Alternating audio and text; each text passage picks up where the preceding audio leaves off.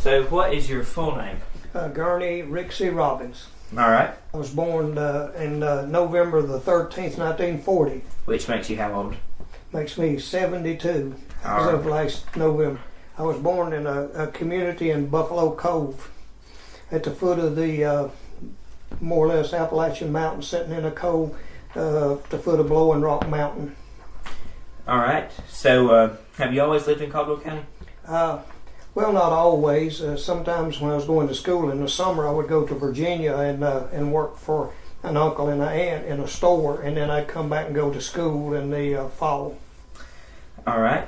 So who were your parents? My parents were Charlie Robbins and Cedrin Robbins. My mother was a housewife. Of course, some in later years she worked some in a store that I had and my dad had. They come and work. She came and worked for us. But Dad, he worked in furniture, and then he worked in shrubbery. He planted trees and shrubs and trimmed them and grew them out and sold them. And in latter years he got into the store business. So he run a store some too during that time in latter years. Do you have any siblings? Have two children. One of them is Debbie and one is Marty. All right. And how many grandchildren do you have? I have two grandchildren, Sierra and Caden. And any brothers and sisters? I have two sisters. I have one that lives in Virginia, Farnham, Virginia, and one lives in Rydell, Georgia, which is the northern part of Georgia. Are they older than you or younger than you? I have one older and one younger. I was in the middle. All right. And can you describe the house you lived in as a child? Yes, it was. We didn't have running water. We had an outside facility. We carried water from a spring. It had boards on the side with little strips over the cracks. Was not insulated. Had a tin roof. It was not underpinned. It was like they built houses back in those days. Now, later years, he improved it drastically and changed all of that and underpinned it and done a lot of stuff to it. But at the time I was born, and for quite a few years, we lived in it like that. All right. And is it still standing? Oh, yes, still standing. It's been remodeled and upgraded, but it's still standing. All right. And what school did you attend, or schools? Okay. When I was 5 years old, I started to school. There was three of us in the community that started to school when we were 5 years old, and we walked. And I went to a two-room schoolhouse that was in Buffalo Cove at that time. And of course, it didn't have the modern facilities either. It had an outhouse up on the hill. It had running water that was gravity fed. It run all the time out in the front of the school. Had a coal bin in the back, and they heated the school with coal during the winter.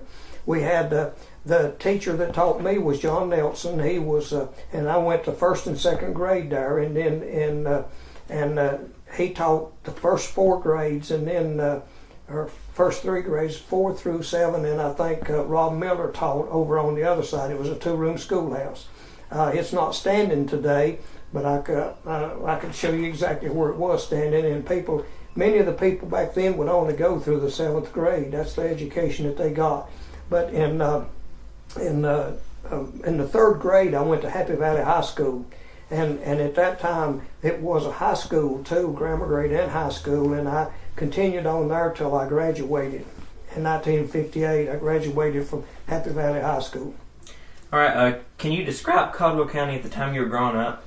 I can remember when very few people, as a young boy, had cars. As a matter of fact, we didn't even have a car. My dad used to borrow my granddad's old car, and we'd go to town on Saturday, and we'd park up on one end and walk downtown. Back in those days, they had a place down there called Hogwaller, and they would trade. Reason they called it Hogwaller, people would bring pigs and sell them there. They'd trade horses and cows, and they had a little old bus like or a caboose of a train or something. I can't remember which it was, that they had a little sandwich place in there. Of course, back in those days, the main store probably in town was Smithy's, and they sold hamburgers and sold shoes and clothing and all of that. Also, in the community that I lived in, they had a country store, and they sold a lot of that stuff in the country store. They even back then you wasn't into drugstores. He had a little section in his store that had the drugs in a case. And he would, if you go and knock on his door in the middle of the night, he'd get up and look through this book to find out what kind of medicine he needed to sell you for whatever was ailing you. And that's the way it was back then. Doctors were not as easy access as they are today, and certainly drugstores were not easy accessed. All right. What was it like growing up in the 40s and 50s? It was nice. I can remember we done a lot of work, and I had chores to do. I'd have to cut wood and do different stuff, and of course hoe corn and do stuff during the winter. We had a corn crib where we kept the corn, had an old corn sheller. You put the corn in, and after it's shucked and grinded, it would shell the corn. And I can remember doing that. And then, of course, my granddad had a grist mill, and we would take it up there, and he would take a till out of it. He had a little box thing about so big, and he would take a couple of tills out, and that's what his pay was for grinding it. And people all in the community would come there to get their corn ground. I can remember there was a river below the house. I can remember fishing in the river, swimming in the river, mountains in behind our house, and it went up to some huge rock cliffs, and you couldn't go across them without doing rock climbing.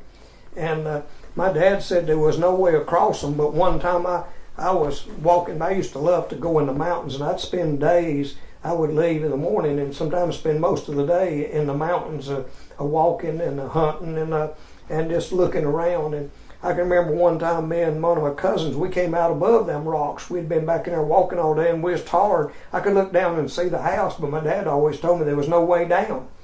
Well, we went around one way, and it just got steeper. We knew we couldn't get down, and I knew I'd have to walk for miles to get around the other side.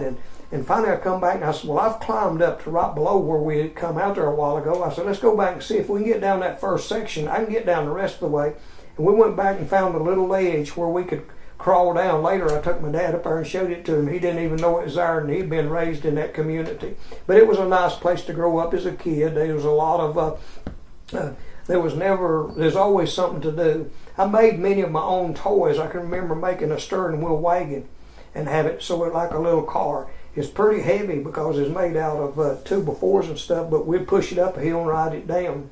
And in later years I took tin and actually made fenders and a body for it and made it look like an old Model T almost, But I can remember doing that. I can remember making a lot of my own toys. Like I made my own rifles and pistols and stuff like that, and a lot of the toys we got, we had to make them ourselves.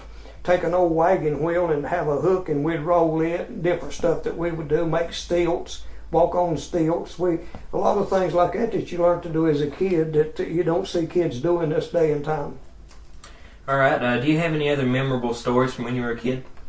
Well, there's a lot of things. A lot of things happen. I can remember the day that I was talking to some of my cousins, and they were telling me about some of the teachings of the Bible that their mother taught them. And I can remember for the first time when I come to the age of accountability and realized I was lost.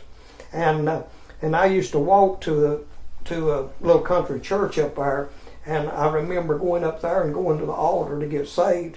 And of course, in the days to come, it's hard when your family doesn't go to church and stuff, and you kind of wander away from it, but I never did forget it. I always can remember that, and in later years in life it come back to help me dedicate myself to the Lord completely and surrender to the Lord completely back in those days. And I used to go in the summer and work for my uncle and aunt in Virginia, and they run a store in Montrose, Virginia. It's in between the Rappahannock and the Potomac River.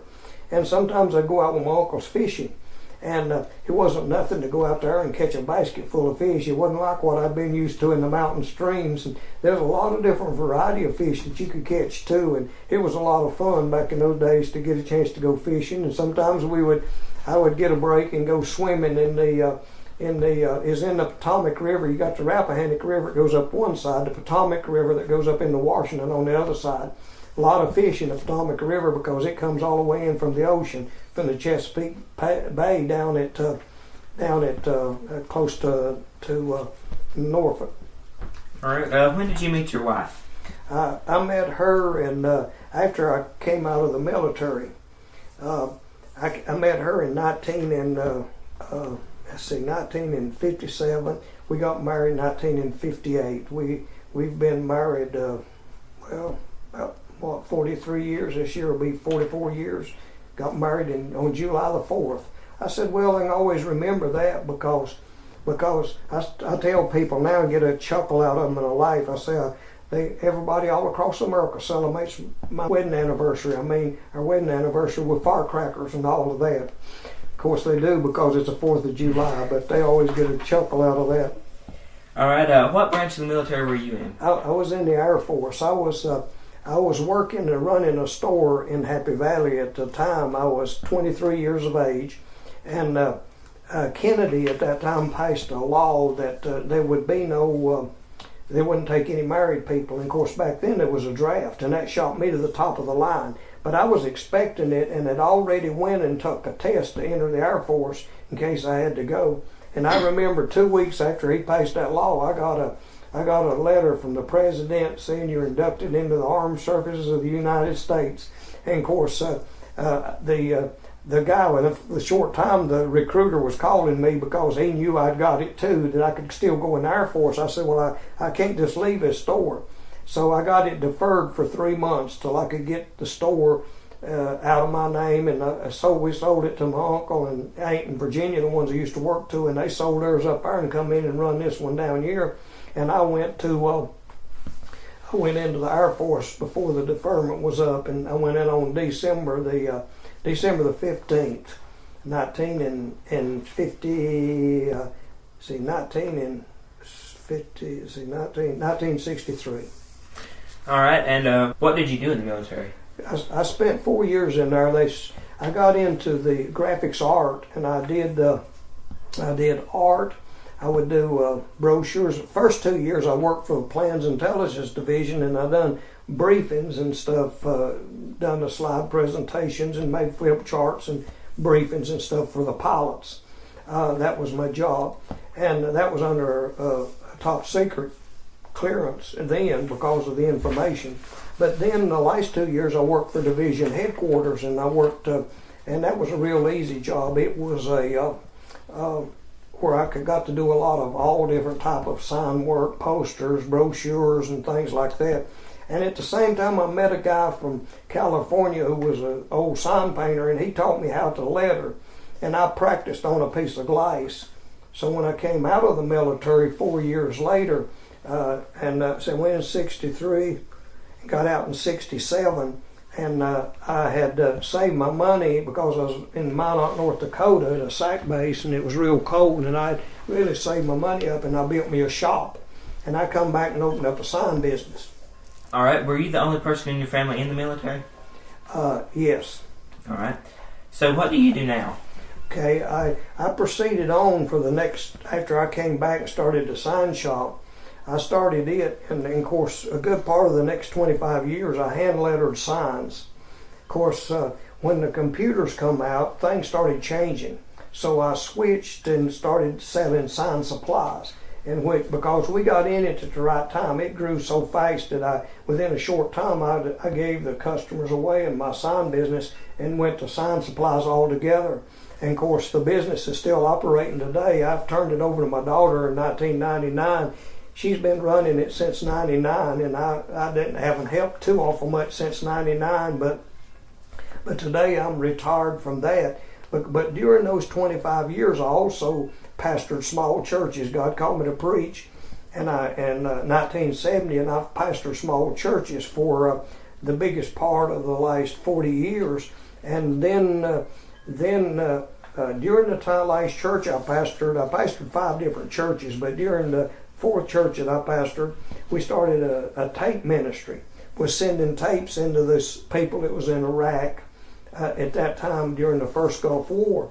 And of course that thing began to grow, and it just kept growing, and eventually grew so big we got into CDs, and eventually got so big that I couldn't pastor and do it too. And today I spend an awful lot of time. I stay busy pretty much 7 days a week doing CDs, which we put out free all around the area. I have a mail out list that I mail out to people in America. I mail them out each week to them, And not only that we mail them out, and I got a route I run and put them in locations. And then last year we got a place in Pigeon Forge up in the next to Gatlinburg, Pigeon Forge, Sevierville, Cades Cove. And I put the little camper in the campground up there, and we go up probably about every other week. And I passed out thousands up there this summer to the tourists that was coming in, and to get to know a lot of people, meet a lot of people, and learn a lot about the history of the mountain folks that lived in that area at that time. All right. So, what were the names of those churches that you pastored? Okay, the first church I ever pastored was Laytown Baptist Church. Stayed there about 2 years. Then I left there and went to New Hope Baptist Church and was there about 5 years, close to it. This is rounding it off. Then I left New Hope and went to Bethany Baptist Church and was there for about 5 years. I left there and I went to Closer Walk Baptist Church, and I was there for 20 and a half years. And that's when I started the tape ministry, which is now over 19 and a half years ago. We've been putting them out that long. And so I was at there, and then I left there and started doing the evangelist full time with the tape ministry. But another church in the area pastor had cancer and wanted me to come and help him. So I wound up going to Crossroads Baptist Church and staying there 2 or 3 years. I think about 3 years. And so I finally had to leave there because there was no way that I could take care of a church and do all the ministry that I was doing in mission works. So today I just do mission works, and ever since I left there, I'm reaching far more people today through the tape and CD ministry than I ever did pastoring. And you find out a lot of stories. I began to, when I was in Cades Cove, got some information on some of the old circuit riding preachers that used to ride horses. Well, I can actually remember some of them when I was a kid. Brother Henry Smith, we used to ride a horse and pastor churches. And then there was Master Bradshaw, had a big old white horse that he rode and pastored churches. And now, today, I've got a Prius, which is a electric and gas vehicle.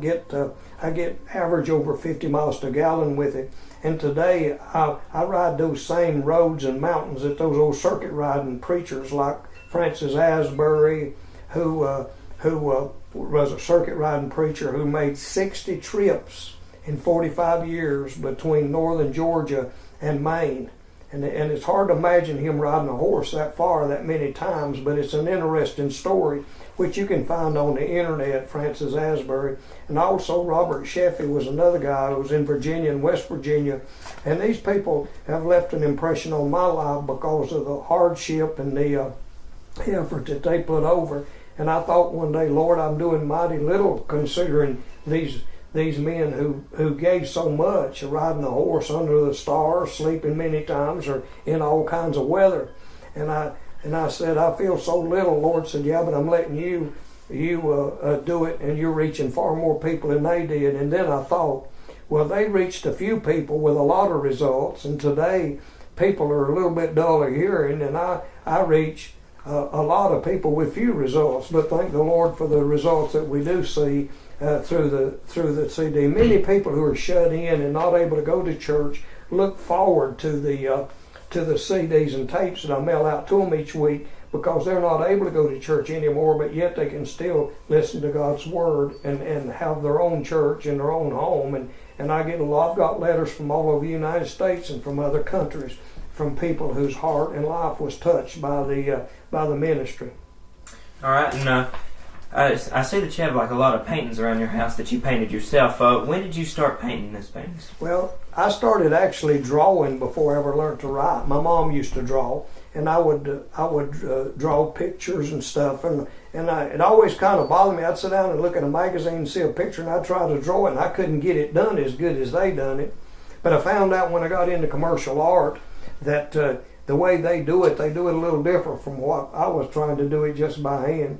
But when I was in the military, I done some paintings before I went in, some acrylic.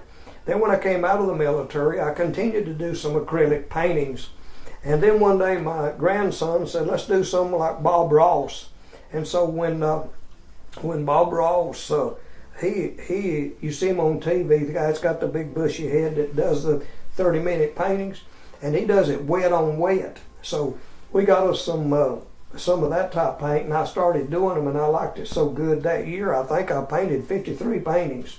Give most of them away, but I painted like 53 paintings, and have a pretty big display back in the building, and some downstairs where I've hand painted. I never did get quite as fast as he did, but I got to where I could do one in an hour, where he'd do it in 30 minutes.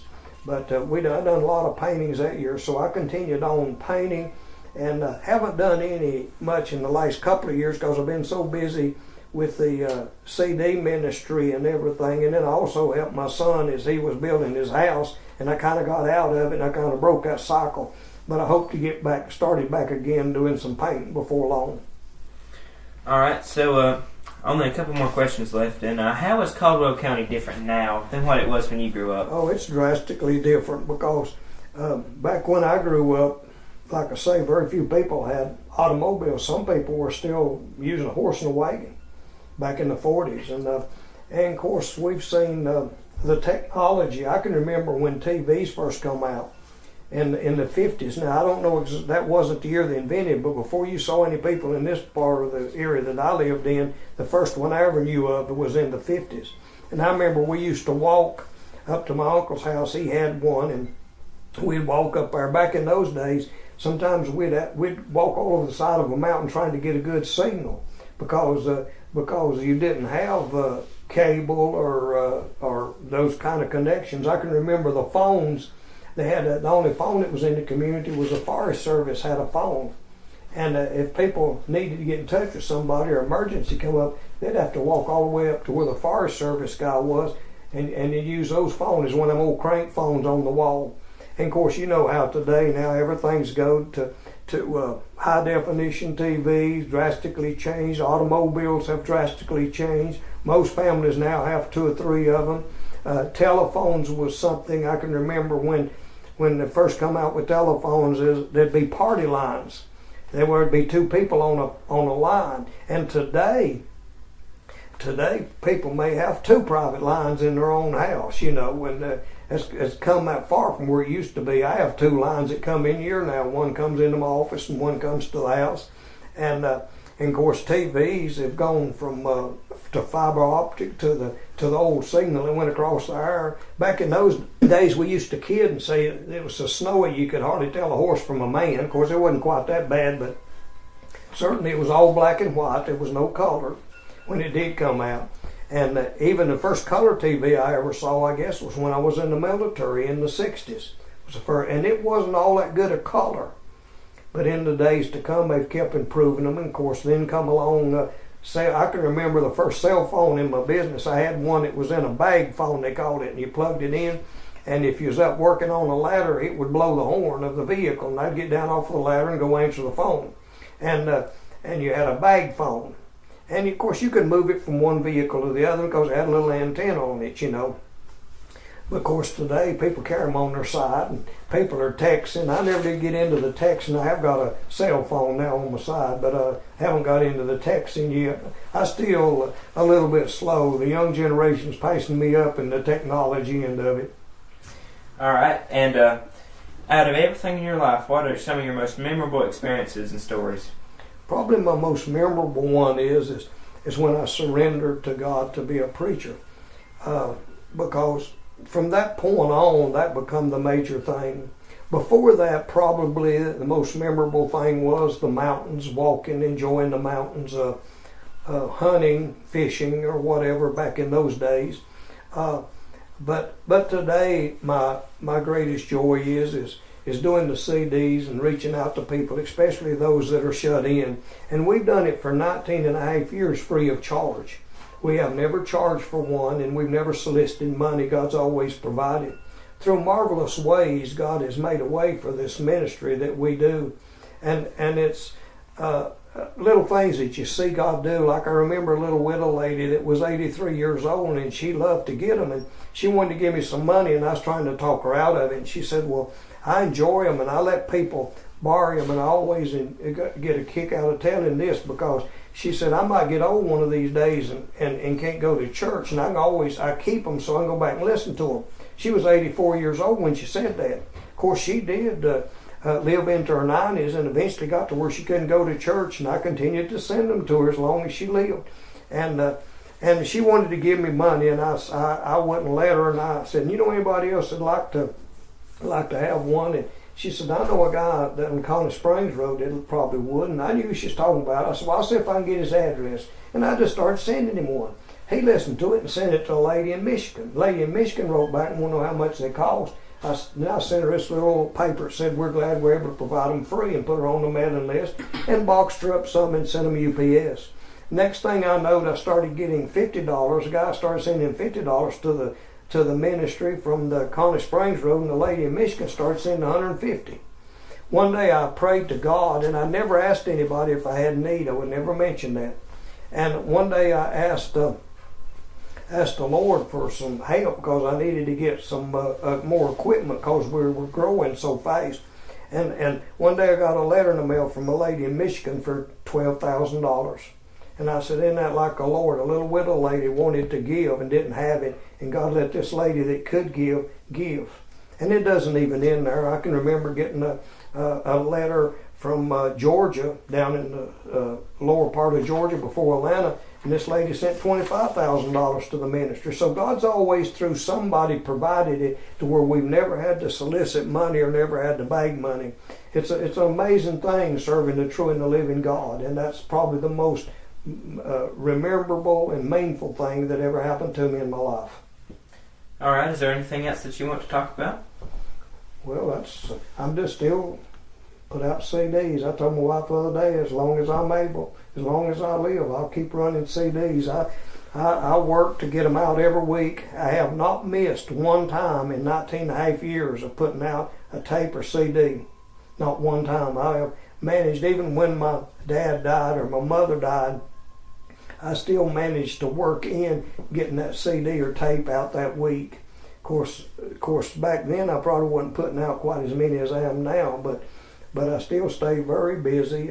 I go 7 days a week. Here it is on Saturday, and I'm down there running. I'm going to be running over 600 probably today that we'll be sending out. So God's been good to us. We've had a good life. Got a nice family. My granddaughter, she's married a guy that's in the Navy, and she's fixing to go to Italy on the 12th of this month, on February the 12th. And so, but God's been good to us, and we've give us a good place to live. I still have been able to get money from my company that gives me some money each month with my retirement, so we can live. And I have never taken any money from my ministry. I've always let every penny stay in the ministry to use for the glory of God. All right. Well, we thank you for letting us interview you. You're certainly welcome.